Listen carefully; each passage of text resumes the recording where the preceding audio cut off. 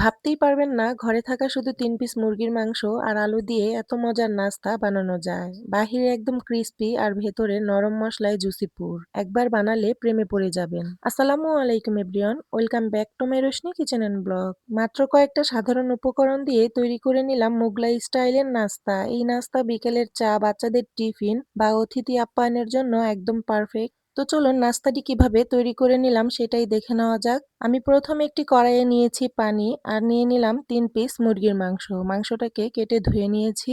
আর নিয়েছি একটি আলু। আলুটাকে আমি পাতলা স্লাইস করে ৩ টুকরো কেটে নিয়েছি। এতে করে খুব দ্রুত সেদ্ধ হয়ে যাবে। দিয়ে দিলাম ২টি লবঙ্গ আর হাফ চা চামচের থেকেও কম পরিমাণ হলুদের গুঁড়ো। এখন খুব সুন্দর করে মাংসর আলুটাকে সম্পূর্ণ সেদ্ধ করে নেব। এ পর্যায়ে আলু আর মাংসটা খুব সুন্দর করে সেদ্ধ হয়ে গেছে, আমি ধুয়ে নিয়েছি। এখন আমি হাত দিয়েই মাংসটাকে ঝুরঝুরে করে ছাড়িয়ে নিব। আপনারা চাইলে কাঁটা চামচের সাহায্যেও মাংসটাকে ছাড়িয়ে নিতে পারেন সুবিধা মতো। আমার কাছে হাত দিয়ে করলেই বেটার হয়, এই জন্য আমি হাত দিয়েই করছি। এই তো দেখুন মাংসটা ঝুরঝুরে করে নিলাম। এখন একই সাথে আমি আলুটাকেও হাত দিয়ে মাখিয়ে নিব মাংসর সাথে। আপনারা চাইলে আলু ম্যাশার দিয়েও ম্যাশ করে নিতে পারেন। তো আমি একসাথে মিশিয়ে নিব। এই পর্যায়ে আমার আলু আর মাংসটা ম্যাশ করা হয়ে গেল। এখন আমি এই আলু আর মুরগির মেশানো দিয়েই পুর বানিয়ে নিব। এর জন্য আগে থেকে ধুয়ে কেটে নিয়েছি ধনিয়া পাতা, পেঁয়াজ কুচি, একটা লাল কাঁচামরিচ, সবুজ কাঁচামরিচ আর ১ চা চামচ রসুন, হাফ চা চামচ আদা আমি থেতো করে নিয়েছি। এখন একটি কড়াইয়ে দিয়ে দিচ্ছি রান্নার রেগুলার তেল পরিমাণ মতো। এরপর এখানে কুচানো পেঁয়াজ, কাঁচামরিচ, আদা, রসুন থেতো দিয়ে দিব। নরম করে নেড়েচেড়ে ভেজে নিব। আপনারা চাইলে আদা রসুন থেতোর পরিবর্তে বাটাটাও দিতে পারেন। আদা রসুন থেতো দিলেই বেশি সুন্দর হবে নাস্তাটি। তো এখন আমি নেড়েচেড়ে নরম করে ভেজে নিচ্ছি।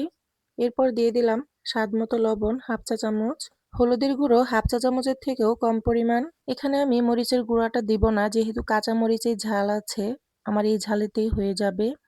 তো আপনারা লবণ আর ঝালের পরিমাণটা পছন্দ মতো দিয়ে নেবেন। দিয়ে দিলাম হাফ চা চামচ ধনিয়া গুঁড়ো, হাফ চা চামচ জিরে গুঁড়ো আর সামান্য পরিমাণ গরম মশলার গুঁড়ো। এখন নেড়েচেড়ে ৩ থেকে ৪ সেকেন্ড একটু ভেজে নেব মশলাটা। এরপর ম্যাশ করে রাখা আলু আর মাংসটা দিয়ে দিচ্ছি। এখন নেড়েচেড়ে মশলার সাথে খুব ভালোভাবে মিশিয়ে নেব। তেলটাকে একটু টানিয়ে আমি পুরটা তৈরি করে নেব। এই পর্যায়ে দেখুন ভাজা ভাজা হয়ে এসেছে। দিয়ে দিলাম কুচানো ধনিয়া পাতা। ধনিয়া পাতাটা দিলে এর টেস্টটি খুবই ভালো আসবে। তো আবারও নেড়েচেড়ে মিশিয়ে পুরটি তৈরি করে নিলাম। দেখতেই পারলেন কিভাবে তৈরি করলাম। খুব সহজভাবে ধাপে ধাপে দেখিয়ে দিচ্ছি। আশা করি আপনাদের অনেক ভালো লাগবে। তো আমার পুরটা রেডি। এখন আমি একটি কড়াই নিয়েছি, হাফ কাপ পরিমাণ পানি, দিয়ে দিলাম স্বাদ মতো লবণ। নেড়েচেড়ে মিশিয়ে দিয়ে দিচ্ছি রান্নার রেগুলার তেল ১ টেবিল চামচ। আবারও নেড়েচেড়ে মিশিয়ে বলক উঠিয়ে নেব। এরপর এখানে আমি দিয়ে দিব ১ কাপ পরিমাণ ময়দা। ডোটি তৈরি করে নিব। তেলটা দেওয়ার ফলে খুব নরম সফট একটি ডো হয়ে যাবে। তো আমি একটু নেড়েচেড়ে ডোটা তৈরি করে নিচ্ছি। ডোটা এ পর্যায়ে তৈরি করা হয়ে গেছে। খুন্তিতে এক্সট্রা ময়দাটাকে একটু ছাড়িয়ে নিব। এরপর হাতে একটু তেল নিয়ে নিলাম। গরম থাকা অবস্থায় ময়দাটাকে একটু মুথে নিব। তো আমি সফট একটি ডো তৈরি করে নিলাম। ময়দার গরমে হাতটা একদম লাল হয়ে গেল। তো আমার ডোটা তৈরি। এখান থেকে আমি অল্প পরিমাণ ডো নিয়ে একটি লিচি বেলে নেব।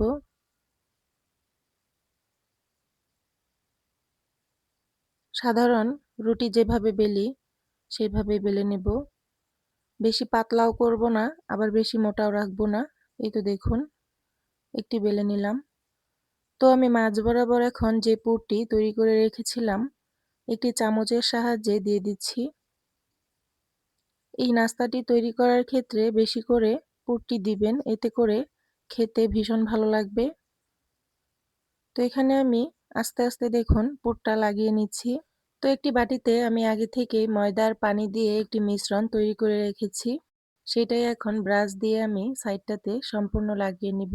আপনারা আপনাদের সুবিধামতো হাত দিয়েও লাগিয়ে নিতে পারেন। তো আমি একটু ধীরে ধীরে দেখিয়ে দিচ্ছি আপনাদের একটি বানিয়ে। এখন আমি সাইড থেকে ভাঁজ দিয়ে নিব। আঙুলের সাহায্যে একটু চাপ দিয়ে দিচ্ছি। এতে করে সেট হয়ে যাবে খুব সুন্দর করে। তো দুই পাশে আমি লাগিয়ে নিলাম। এরপর আবারও মাঝ বরাবর একটু ময়দার মিশ্রণ লাগিয়ে নিলাম। এখন অপর যে দুই পাশ আছে সেই দুই পাশও আমি ভাঁজ দিয়ে নিচ্ছি। তো আমি এভাবে হাত দিয়ে আঙুলের সাহায্যে মুখটাকে একটু আটকিয়ে নিলাম। তো দেখুন আমার কিন্তু একটা নাস্তা বানানো হয়ে গেল। তো এই পর্যায়ে হালকাভাবে প্রেস করে আমি একটু বেলে নিচ্ছি। বেশি জোরে প্রেসার দেওয়া যাবে না, তাহলে পুরটা বের হয়ে যেতে পারে। তো সাইডের যে দুইটা অংশ আছে সেই অংশটা আমার কাছে মনে হচ্ছে একটু ফাঁকা। কাঁটা চামচের সাহায্যে আটকিয়ে নিচ্ছি। এতে করে সুন্দর একটি ডিজাইনও হয়ে গেল আর সাইডটাও আটকানো হয়ে গেল। একইভাবে দুই পাশে আমি হালকা চাপ দিয়ে লাগিয়ে নিলাম। তো আমার একটা নাস্তা রেডি। একইভাবে আমি সবগুলো নাস্তা বানিয়ে নিব। তো একটি প্লেটে হালকা ময়দা ছিটিয়ে রেখে দিলাম সবগুলো। দেখুন আমি বানিয়ে নিয়েছি। তো এখন ভেজে নিব, এর জন্য একটি কড়াইয়ে দিয়ে দিলাম রান্নার রেগুলার তেল।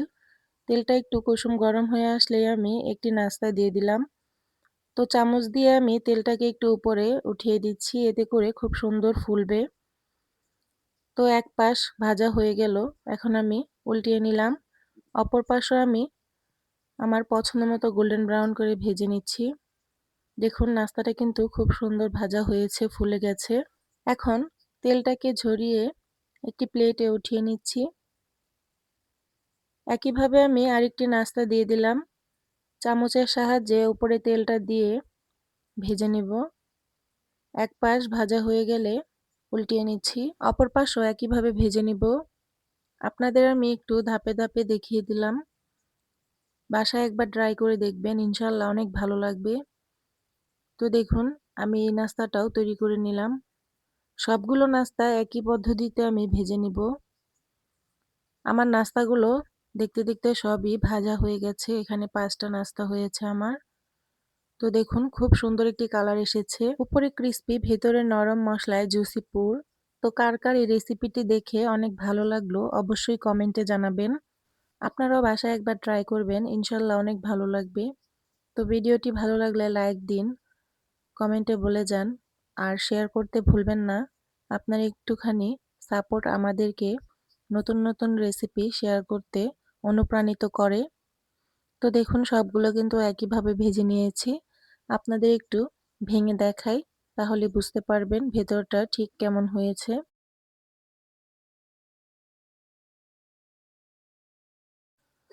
মাশাআল্লাহ দেখুন খুবই লোভনীয় লাগছে। এমন একটি রেসিপি বিকেলে চায়ের আড্ডায় থাকলে কিন্তু জমে যাবে।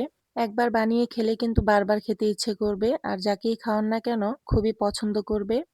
বিশেষ করে প্রিয় মানুষের জন্য এরকম একটি রেসিপি তৈরি করতে পারেন। এই রেসিপিটি ছোট বড় সবাই পছন্দ করবে। অতিথি আপ্যায়নের জন্য একদম পারফেক্ট একটি রেসিপি। আজকের ভিডিও এই পর্যন্তই।